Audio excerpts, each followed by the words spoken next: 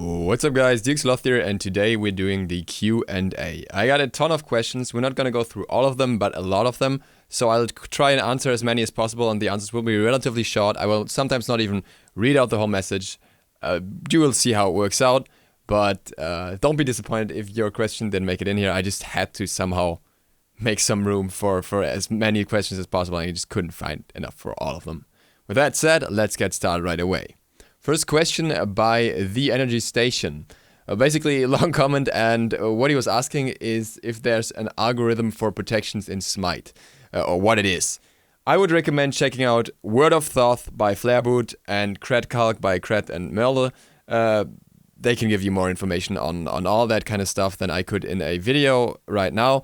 I will do a video on protections very soon on that kind of stuff and penetration, but overall, if you want to read up yourself, those are your main sources. Question number 2 is by Ironblood Turtle. How would you feel if Hi-Rez asked you if you wanted an announcer pack? Heck yeah, that would be cool. I don't think they will, but it would be amazing. Question number 3 by Stefano Iannuzzi. Do you think Arena should be a ranked mode? Heck no. When Arena was a ranked mode, it was basically people waiting on the edges of the map until somebody makes a mistake and letting the minions beat down each other. It's not worth as a ranked mode.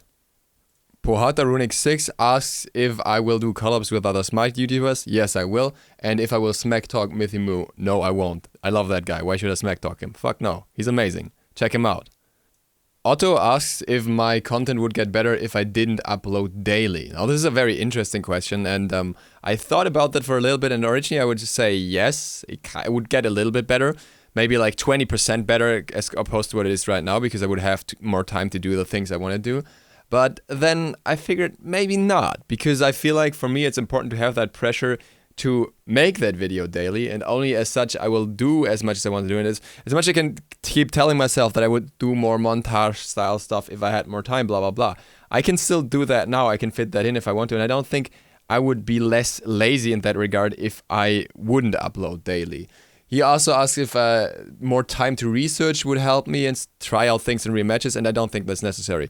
The information I bring you here, I'm mostly very, very certain of, and I mostly have tested, so I don't need more room to test that out. So the validity or anything wouldn't really improve. It would more be about the editing quality and stuff like that. Shelter Harmon has a similar question, which is if I encounter problems with getting ideas, which is not the case. I have a ton of ideas, a list of ideas, and I also get a lot of ideas from you guys for the videos, so I'm never really running out of ideas. Also, if I record videos in advance, I don't. I should probably do that, but I usually just do the video for the day on that day. In the long run, I'd like to have a schedule where I do it one day before that or whatever. Mike Bishops asks about my favorite god to play in Smite. That would be Hunbats. Also, are you going to go to Worlds for Smite? I would like to. It kind of depends a little bit on you guys. I have a donation goal set on my Twitch at the moment, and if that donation goal is reached, then I will be able to fund going to the SWC or the Hi-Rez Expo. It will be a lot more than the goal to pay, but I just can't burden the whole thing on my own. So if I get that goal, then I will go. If I don't get close to that goal, I will probably not go. Nate Drag says he would like to see more montages from me. I can only say there's something in the works, but it can still take a while until it is done. Also, regarding my favorite god and how much I did suck with them when I first played them, well, it is Hunbats, and I originally sucked balls with Hunbats. I was terrible with Hunbats, but then over time I kind of grew fond of him after picking him up in Arena again, having a little more fun playing him, and then suddenly in Conquest he was fun as well, and I figured, hey, I should start playing this guy now. Kaji Ikaraseru, or something like that, asked what my favorite item in the game is. That would currently be Hydra's Lament. Good Sauce Games asks about my favorite single-player game. There are actually quite a few. I really like the single-player mode of Warcraft 3. I like Borderlands 2. I like Darksiders. I like Deadpool. I like Fable a lot. I like Skyrim. There is plenty of single-player games. I wouldn't have a singular favorite that I could name like that. Anzu Ra has a lot of questions. A, is Hasten Fatalis good on Hunters? Yeah, it's alright. If you want to build, you can do it, but DPS-wise, it's not that good. Same for Frostbound and Runeforge. I wouldn't build that. I wouldn't recommend that at all. And Poison Star and Frostbound. Yeah, just don't do that. Pokerface Guest Hunter asks how he can get into Casual Conquest if he's never played it before and he's level 30 already. I will bring out a video on that very, very soon. That should answer all the questions regarding that. The Nitais asks how I still have time for videos every day while studying, and also advice for people who want to start a YouTube channel while studying. Now, I have the time because I'm basically done with most of my studies. There's just my bachelor thesis and an internship that I have to do, so I'm mostly focusing on YouTube at the moment.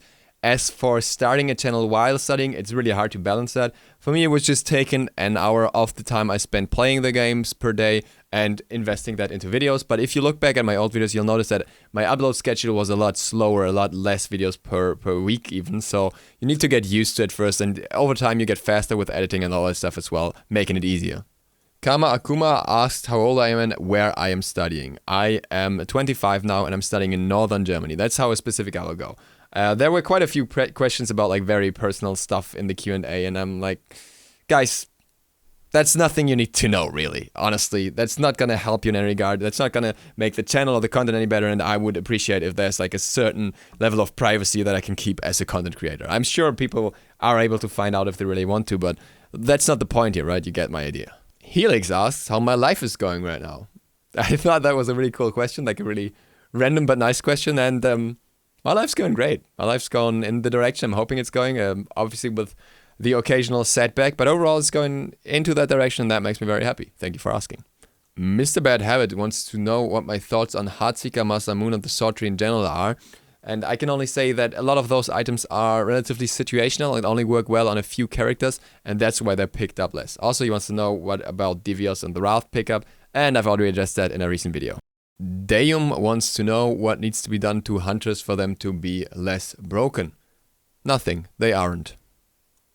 Michael Lamas has some really nice words for me, thank you very much for that. And he also wants to know why Hyris doesn't address certain guards that have fallen out of the meta. And I think this is because those guards perform very, very well on lower levels of play and have really good performance stats there. And as such, buffing them would make them OP on those levels. And, you know, there have to be those beginner guards that are kind of pop stumpy and that you eventually get used to. Jonathan Cervantes asks if I will consider doing in-depth videos on pros and cons of each character in their role. For example, benefits of Thor in jungle versus Serket or something. I don't think I will do that. On one hand, the meta changes way too often for that to be generally applicable. On the other hand, comparison videos would be very limited. Like, how many people on my channel actually play both Thor and Serket and are interested in the differences between them? Obviously, there are a few, but I don't think it makes it worth it. I don't think it's interesting enough of a topic for the general viewership of the channel to address that, especially with how quickly it can get outdated. So I will obviously make guides for specific characters and stuff like that. I will keep doing that, but comparisons depending on the role and stuff like that seems to be a little bit too specific. Piscati also wrote a really nice comment, thank you, and asked what kind of jobs I would consider if I weren't a YouTuber. Now, honestly, at this point of my life, I would probably not even know what I want to do, but given that I now have some experience with media and videos and cutting like that, I could imagine going into that direction. I could also easily going into the direction of marketing and stuff like that, something with, you know, internet, Google marketing, that kind of stuff, simply because that's what I'm used to now anyways, and I think that's kind of interesting, and it kind of works together with my studies in business psychology. And I will say that even the YouTube channel obviously has these applications for online marketing and practicing in that field. There's a lot of that works into that, and I'm not going to deny that. So obviously the experience works for me in this field, and it would probably work in other fields as well. Tony asks how I feel about the jungle mist or fog. I love it. I wish it was back. I think it was amazing, and it's really unfortunate that it has to be cut because of performance issues. Xyle wants to know what my least favorite god is. That will be between Apollo, Tyr, Janus, and Raiden probably. Matthias Diaf wants to know if I think there are any game modes that I feel are in need of a rework. Probably. I think Clash, as it currently stands between the other modes, doesn't really benefit anyone, and I would rather see that reworked. I also generally feel like we have too many modes. As much as I like many of them, I'd rather see more people being pushed towards Conquest and more focus put on that mode that way. X-Critiops asked what motivated me to start making videos, and if I was scared at the start if I would get BM because people disagree with my opinions. Now, what motivated me is maybe just the fact that I felt a lot of people in Smite don't know a lot about the game, and I figured it's easy to give them a pool of information. At the same time, for me, obviously, there was the perspective that I didn't know what to do in terms of my job and stuff later. And I knew that YouTube could be a financial source, at least, maybe not my income, but maybe something on the side. And I figured, why not try it, just see if people like the stuff I'm doing, and they ended up doing it. And if you look at my very first videos, I tried around with a ton of stuff. I tried a lot of different formats, different kinds of content and stuff, and what worked out for me was obviously the more theory crafting side of things, and updating the community on stuff that's about to come out. As for BM and people disagreeing with me, I was kind of expecting that. If you go into YouTube, you're gonna get BM, and you're gonna have people that disagree with you, and it's gonna be a lot. At the moment, you have to prove yourself first, and that's what it's always gonna be. I'm not the kind of person who would just sit there and be like, oh yeah, whatever, I'm so sorry, I take it down. The thing for me is I fight back. If somebody writes dumb shit and tells me I'm wrong, I will tell that person, no, you're fucking wrong and you're telling me dumb shit. Stop that shit, I will block you here. Simple as that. I've never been the kind of person to handle stupidity or uneducated opinions very well, so I knew from the start that I would have to deal with those, and my approach was always a rather aggressive one, and that's probably not the best approach to such things for everyone, but for me it worked, and now I don't even have to bother with that stuff anymore because I can just remove the people and done. Rev Mayers, go check out his channel, asks where my name, DukeSloth, came from. It was originally, I just knew I wanted something with sloth because I really like sloth, and I was just looking about what you could do with that, and a lot of the names I was looking for were actually taken. There was, for example, there was already a surfing sloth on YouTube and stuff like that, and I was just like, alright, we keep on looking, and then I looked for royal titles, and that's how I, in the end, ended up with DukeSloth, and I felt that was kind of nice. JT Hampson wants to know if I had the chance to make one big change to the game, what would it be? For me, it would be redesigning the jungle, making it bigger, making more of a jungle, less of a lane-dependent thing, and giving it more opportunities to get into lanes from the sides. That, I think, would be very interesting, and that's what I would like to see. Blitzy asks, what does a random guy who watches all your videos need to do to play some games with you? Now, the thing for me is that I am not a big fan of viewer games, and this is for the reason that I've played a lot of viewer games, and it annoys me to a very high extent when I know that people should know certain things from watching my videos and they're not following them at all, and then just completely misplay it. It just bothers me more than it should, and it doesn't bother me as much when I play with randoms. At the same time, I also know that there's a huge skill gap between the viewers on my channel, so the matches are usually rather unfun for everyone, because for some it's a pop stomp and for the other ones it's just way too hard and they can't hold their lane, and then, yeah, no one's happy at the end. I do viewer games sometimes. When I do them, it's on my stream. It's usually early in the stream when I just do an arena warm-up or whatever. So if you want to be there, make sure to join my Discord, discord.gg/DukeSloth. I will announce there whenever I stream, or follow the stream directly. And then you will be notified whenever I go online, and then you probably have the highest chance to join me for a game. I also do viewer games full customs whenever I am on the PTS and there is a new guard coming out and I'm testing the new guard, so if you want to join for that, same thing here, it's also always on Twitch. And I will probably have some events in the near future where I will also be playing with viewers on my stream. So everything about that revolves around my stream. Lichtmeer has a really interesting question and some really nice words for me, so thank you for that. He asks if a player's playstyle in fighting games affect the way they play in Smite. I think it does. I think it's not only true for fighting games, but even strategy games and stuff like that. I, for example, am somebody who usually plays defensive early games and then transitions into more aggressive later stages of the game, when I have some items online and stuff like that, or some characters build up, whatever, depending on the game, obviously. And as such, that playstyle has transitioned into Smite for me, and I usually played late game carries in the beginning, but obviously your playstyle can change over time as well, as it, for example, did for me to some extent. Shane Parsons asked about my definition of a pro player.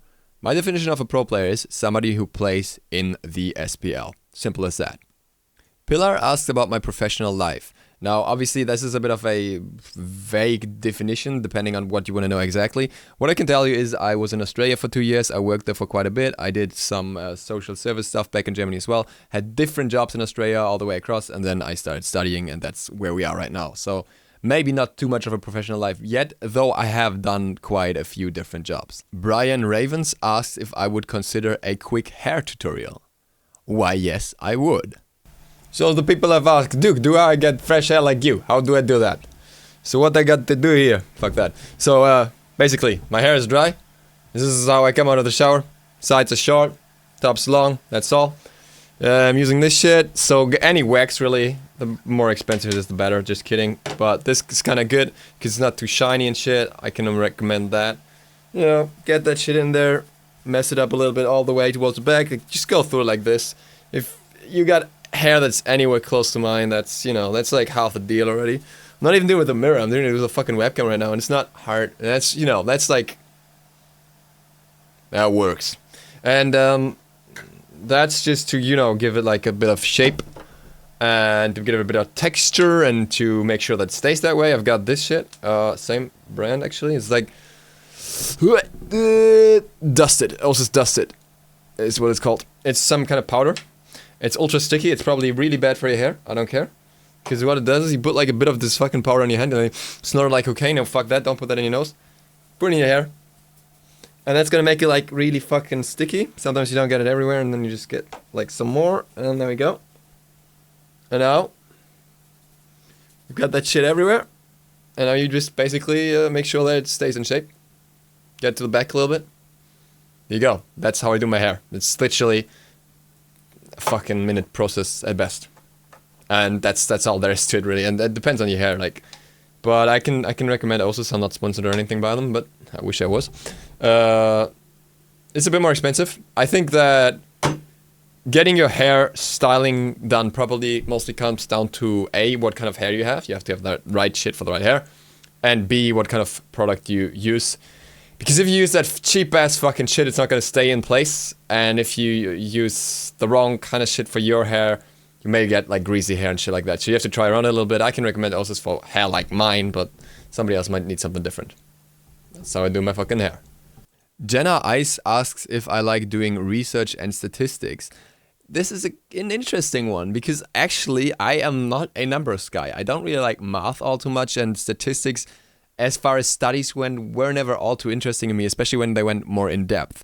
The stuff with Smite is usually very basic, it's not complex math, so that obviously is beneficial in that regard. And I generally like having an advantage over my opponent by having more knowledge. I know I'm not the most skilled player mechanically, so I try and find my advantages in other ways, and knowledge is a very accessible one because it doesn't take skill to have knowledge, you just need to inform yourself.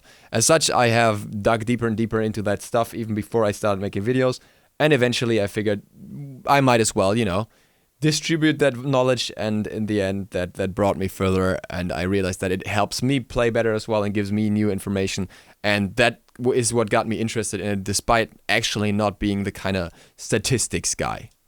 Kirato asks when I am going to use Revlo on Twitch.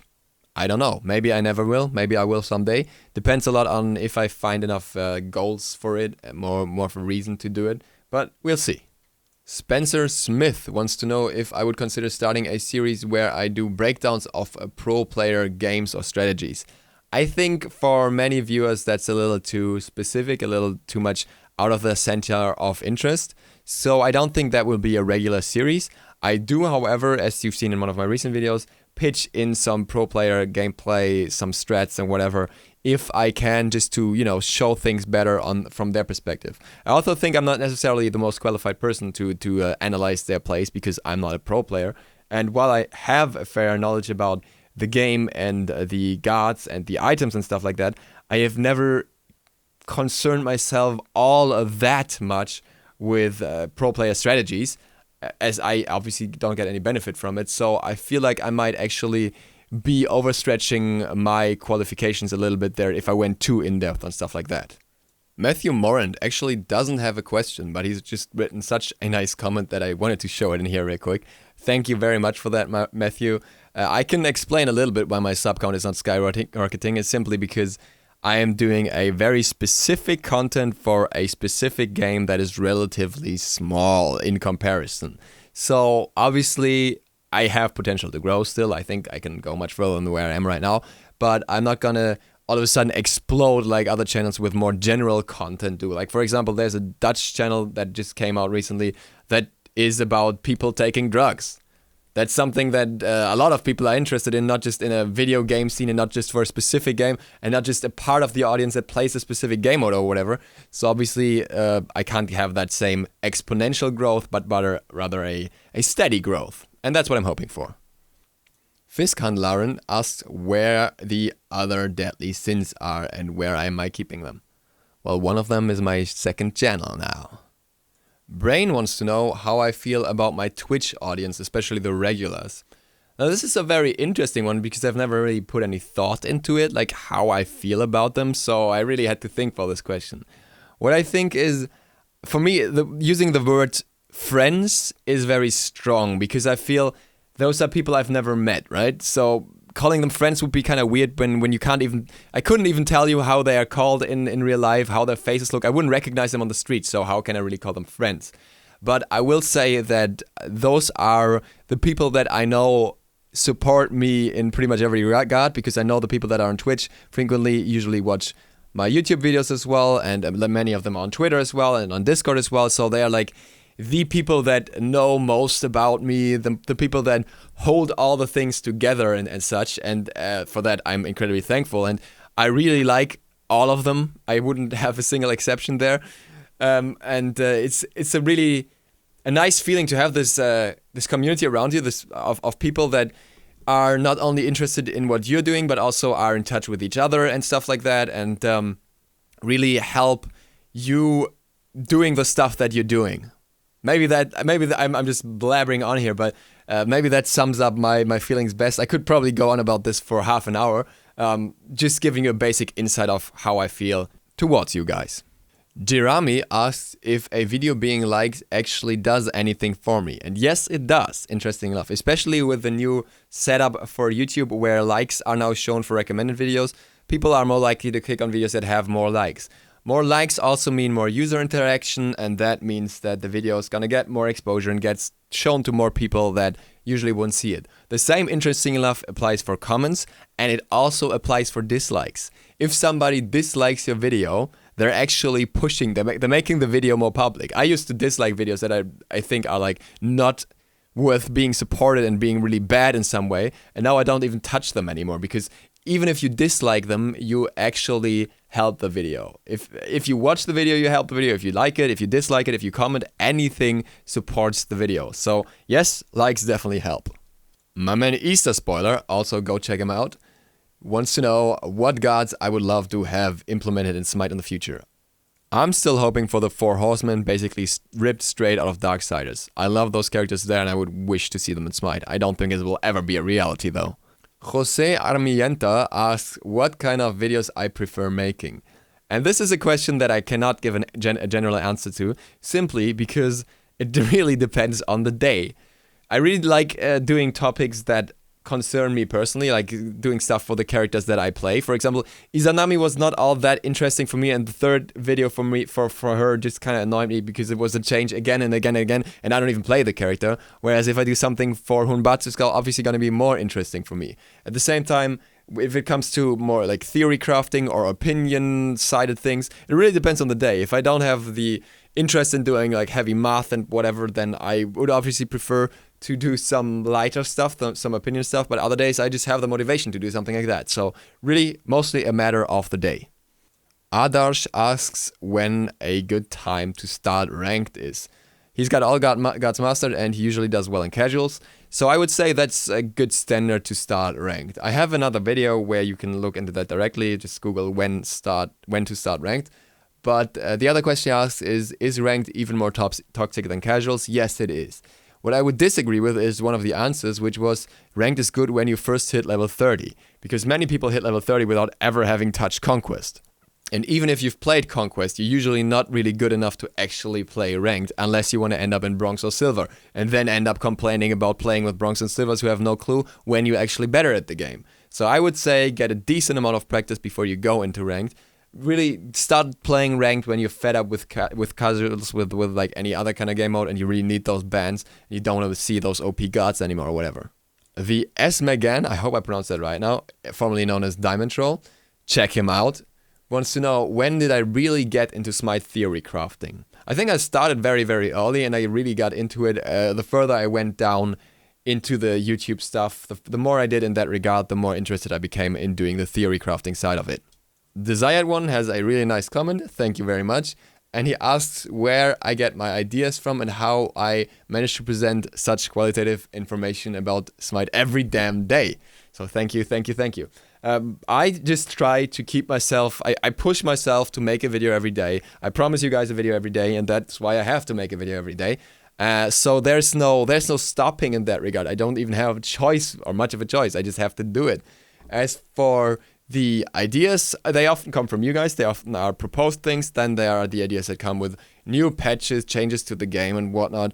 Or sometimes I just look for something else that I'm interested in and that I can bring in somehow.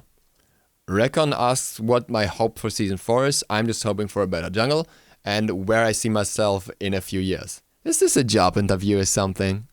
Dan Cooper congratulates me to 30k subs and financial stability. Thank you very much. And he asks what I would do if Smite would cease to exist at the end of the year. I'm really not hoping for that to be the case. If it did, then what game I would switch to would kind of depend on what's the hype instead. It could easily be Borderlands 2 again. It could be World of Warcraft Legion. It could be anything else that comes out soon that I haven't touched because of Smite. Or who knows, if anything went down the drain, I might just end up going back to League of Legends, but I doubt it. Xander Steen asked why I decided to make content that catered more to the technicalities of Smite as opposed to other content, and thank you. I would say this is because there was no one really doing much about that on YouTube, and I just realized that that was what resonated best with my audience. I tried out a few different things, and I know that I'm not the funniest person out there. Obviously, I have done some funny clips and stuff as well, but I'm not the kind of guy who would bring out a funny video every single day and you know, still be funny. So I figured I have to do something that maybe plays to my strength. And as one of my strengths is knowledge or getting information relatively effectively, I figured I might just go with that for a while. Intersect Gaming, one of my most frequent commenters, asks who you got winning worlds this year. And I would say so far it's Energy. We'll see if that changes down the road. Lavandula Wine has some really nice words for me. Thank you. And also she wants to know, or I'm assuming it's a she, who do you think is the worst god in Smite? I would say it's probably between Thanatos, Aphrodite, and Hell when we consider the buffs coming in the next patch.